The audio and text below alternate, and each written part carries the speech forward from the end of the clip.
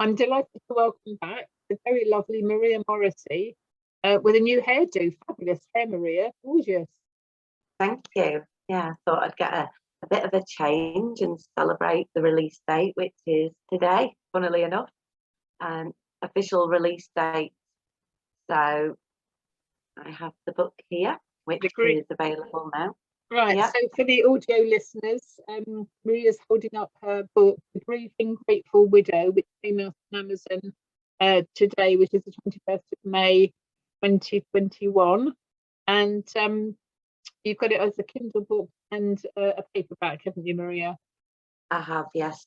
Some of the people who ordered the paperback were extremely lucky because they ended up receiving their copies early because we released it a little bit early for delivery.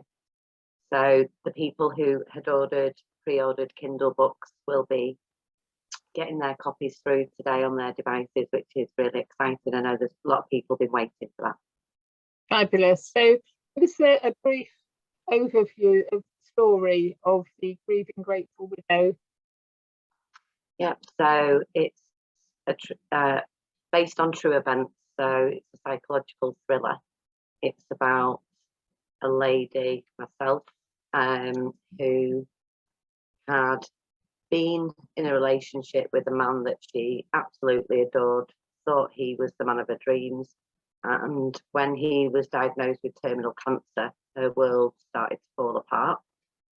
She nursed him through cancer, and then after her husband passed away, my husband passed away, what happened was she found out that the husband that she thought she knew didn't actually exist, and that everything that he'd ever told her was untrue. And this wasn't just a case of telling lies. This was a case of this man was very, very dark, involved in some very dark things, and she started to uncover some very dark, sinister secrets about her husband, but only once he'd passed away.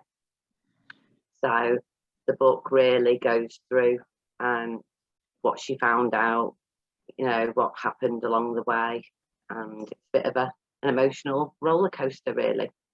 Mm. Having read myself, it's fascinating. I one of those kind of injuries. Once you pick it up, you can't put it down. There's various examples in the story of your husband did, but you thought at the time, well, you said that you didn't think anything of it, and in other situations where you've looked back and thought, that's not normal, is it?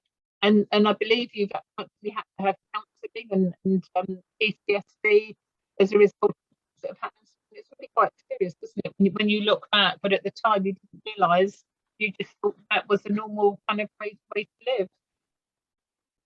Yeah. When you're involved with an abuser who's very intelligent, very manipulative, they can be abusing you without you even realising you're being abused. So along the way, there was times that things didn't sit right with me, things that I questioned, but my husband had a way of proving to me, if you like, that everything that I was thinking, everything that I was suspicious of was in my head, and to the point that I ended up being sent for therapy because apparently I was paranoid.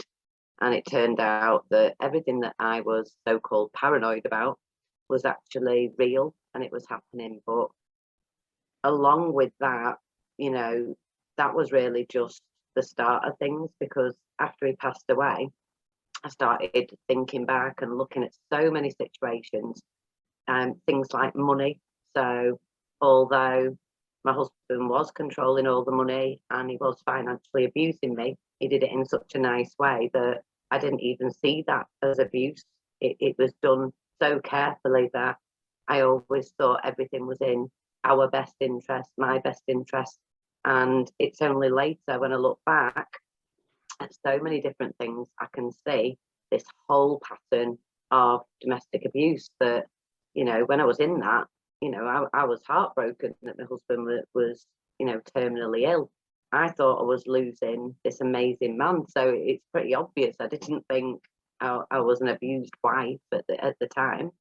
And because things are so subtle and done over such a long period of time, that sometimes, like say, you don't even realise you're in it, and it's like pulling everything apart and looking at your life afterwards and realising that the life you were living, none of it was real. It was all like an illusion. And in fact, I was a domestic abuse victim again, which is not something that I thought could happen to me, because I've been there. I've met many bad people over the years, and I have been in some serious domestic abuse situations, but my husband was a totally different package, totally a world away from these other abusers. Never seen anybody like this before. So it never looked like abuse.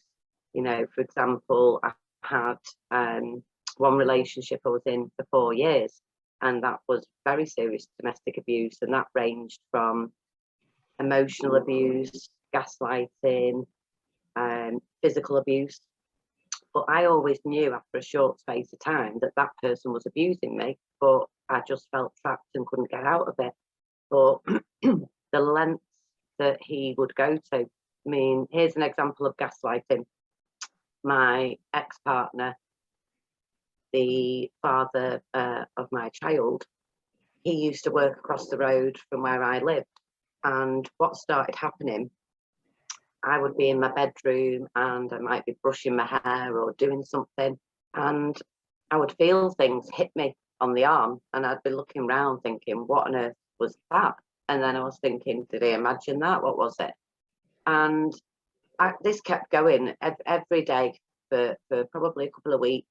And I started saying to my partner, I don't know what, I think maybe the house is haunted or something, because, I keep feeling these things hitting me.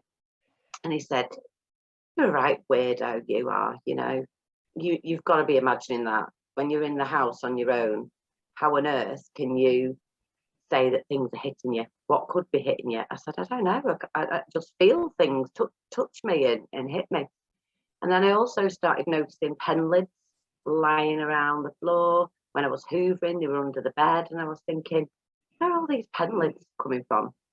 And it was only after about 2 weeks that one day I spun round quick enough when I felt something hit me, and I turned round and it was my partner stood outside at the top of the stairs looking into my bedroom, throwing pen lids at me.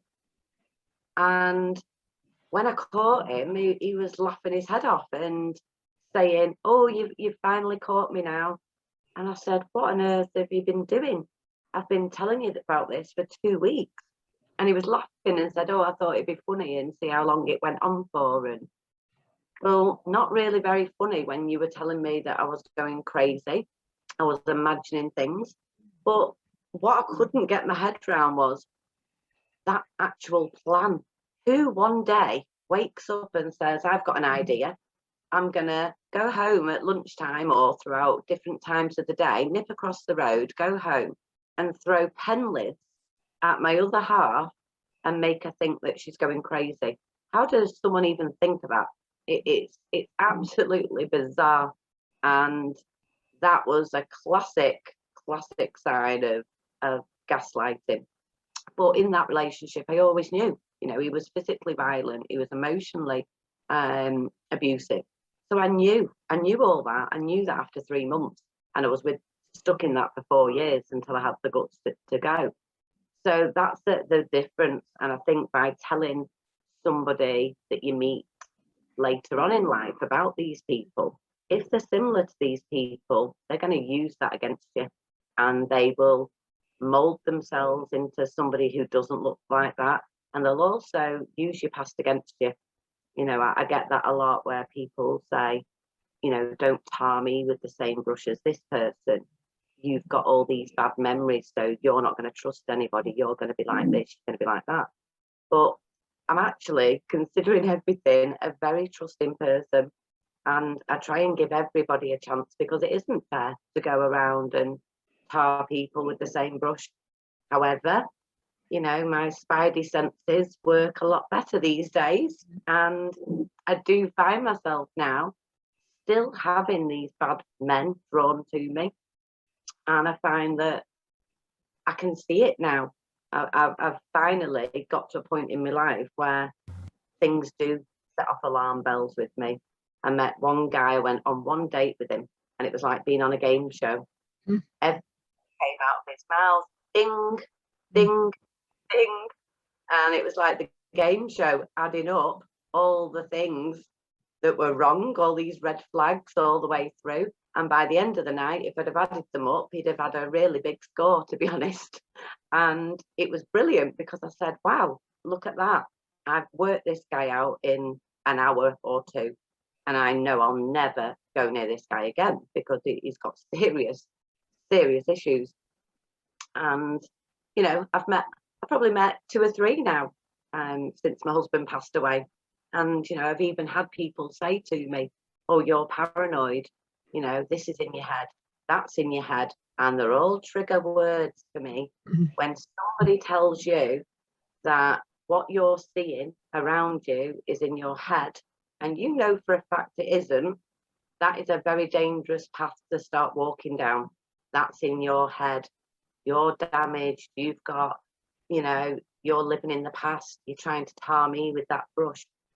And when people start going down that route and they do things like this to you, something wrong with you, there's something in your head. Do you know what? That is just another reincarnation, if you like, of my husband.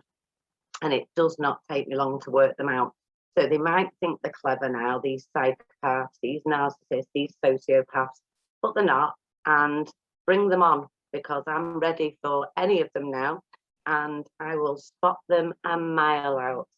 It's getting quicker and quicker now that I weed these people out. So they might come into my life, but they're going to be like passing cars, in and out. I'll give them a chance like I give anyone.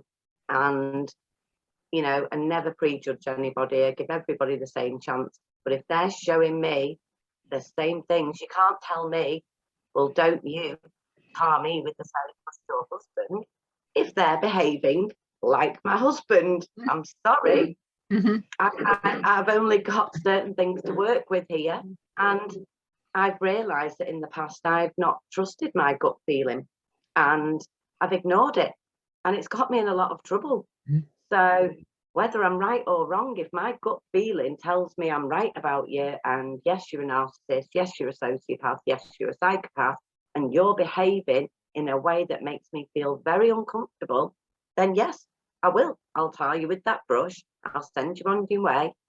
And, you know, you crack on with your life and I'll crack on with mine and wait for the next psychopath to walk in the door so that I can deal with them also. But, you know, there's that film, isn't there, Sixth Sense, where people say, that little boy, and he goes, I see dead people. I've got that power. I don't see dead people, but I go around going, I see psychopaths. So, you know, I have a special gift now, and I didn't know how to use it before. I believe they've all been sent to me for a reason, and we're all on a journey for a reason. And I'm fully trained now. I think I've got my certificate and I've passed the grade. So I'm fully qualified now to find these psychopaths, sociopaths, narcissists. So bring them on. So they're no match for me anymore. And that's a really good feeling, knowing that these people cannot walk through into my life and put them all over my eyes. Not happening ever again. It's absolutely brilliant to feel like that. It's a lovely feeling. Very empowering. And what you were saying about following your intuition is so true. I'm telling that to people virtually every day. Your health and well-being, you know your body.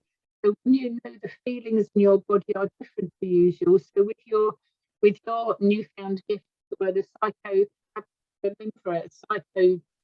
alert or something, I don't know what to call it, but this kind of awareness isn't being true and not being authentic, and you can out a mile off.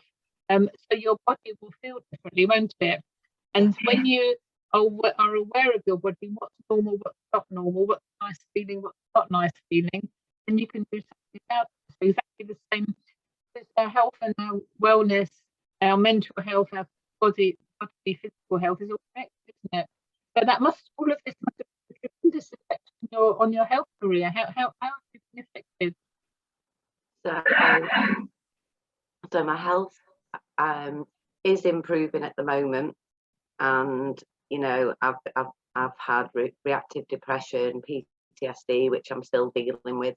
So with the PTSD, that's kind of where you get flashbacks of certain situations where you feel like you're back in that situation. With myself, there's flashbacks that come back to me.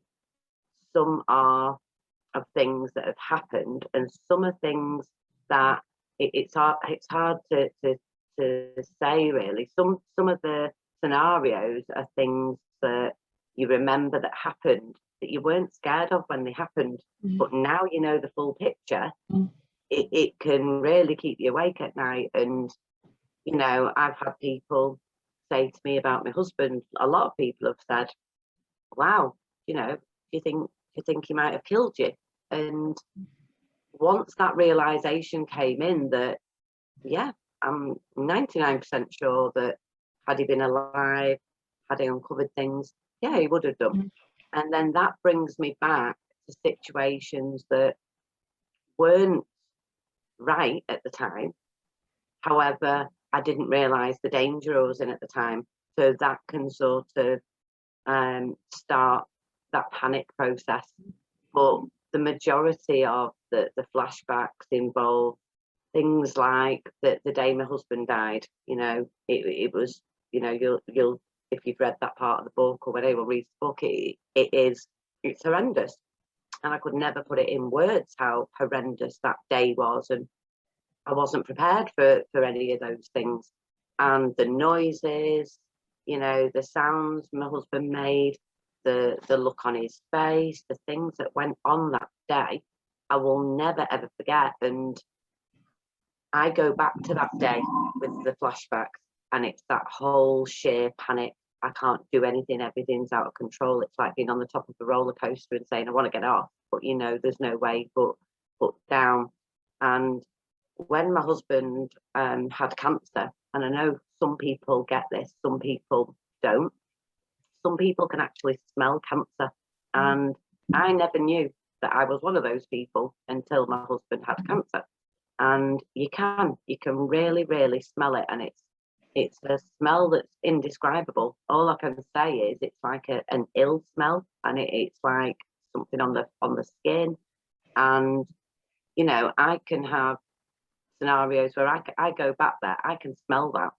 I can smell that smell. It's if he's there in the room. And when I get the flashback of that day he died, I get the smells, I get the sounds, I get the horror of it all.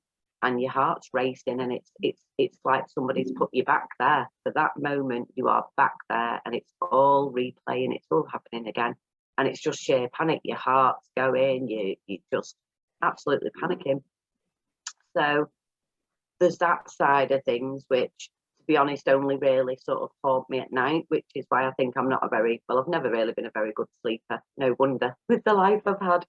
But I do find that I can preoccupy my mind a lot in the day, and it's at night when you have nothing going on. There's no, you know, you don't have the television on, or you don't have something in the background. That is when all these thoughts creep in. So this is when I may get the flashbacks of things that have happened, or I might start getting these feelings of what could have happened. You know, I've had terrible, terrible nightmares. I've had nightmares that are so real you would swear that he was there in the room with you. And it's weird because when he was alive, I would have never ever thought he could hurt me. But now I know that, it's weird. My dreams make it that he comes back, and even though he's very frail, he's very ill, he's very weak, in my dream, he knows I'm onto him. And I've had stood at the end of bed, and I've actually woke up, you know, in a sweat, panicking, because it's like he stood at the end of the bed about to get me. And I'm absolutely terrified in that moment, even though when he was actually alive, I was never terrified of him. I wasn't scared of him at all. And it's weird because your mind is processing stuff, and what it does with memories, you'll start getting all your dreams while, you know, your mind is sorting things out. It has to take things, process them, and put them in a filing cabinet. So it's like you've got the monkey in your brain, and they're going through all the files in the middle of the night, and they're going, right, we'll put this one here, we'll put this one here. You might not have been even looking at that file or paying any attention to it, but while you're asleep, the monkey thinks he's doing you a favour, and he's tidying up, and he's getting these files, and he's saying, oh, you need this one, you don't need this one, and he's filing them away for you. So that disturbance of that process brings everything to the surface. So your subconscious then, when you're asleep, is throwing things out there that you've avoided, because it's all being sort of dealt with in your subconscious. So it does get brought to the surface.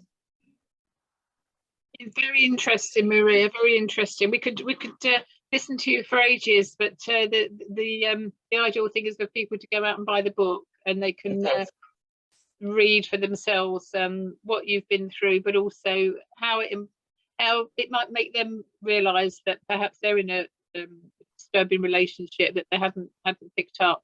So where can people get hold of the book? So it's on Amazon.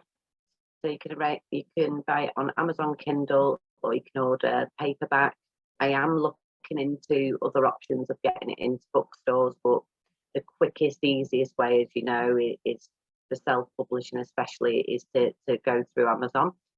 So that's kind of where I'm up to at the moment. I am looking into other outlets, but yeah, Amazon. So if you go on Amazon, you can find the link on Maria Morrissey's page, or if you type in The Grieving Grateful Widow on Amazon by Maria Morrissey, they'll find the link there as well. Fabulous. Thank you very much for your time today, Maria. Just to remind people, when is the book signing that you're having?